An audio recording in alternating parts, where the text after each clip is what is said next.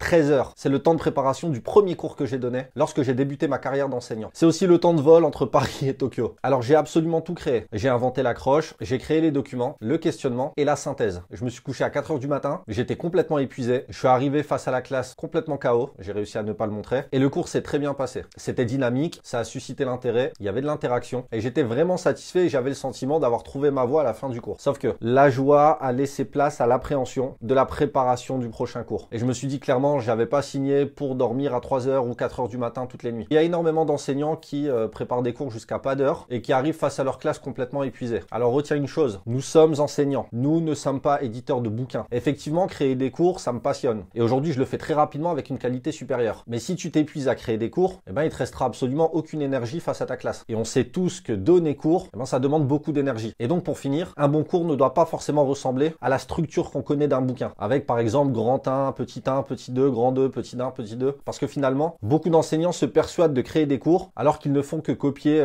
des bouquins par-ci par-là. Et je les incrimine pas, mais simplement je me questionne sur la plus-value d'un tel procédé. Et justement la semaine dernière, je t'ai partagé ma méthode par mail pour créer des cours rapidement. Si tu veux profiter d'autres conseils, n'hésite pas à t'abonner à ma newsletter sur mamethodo.fr.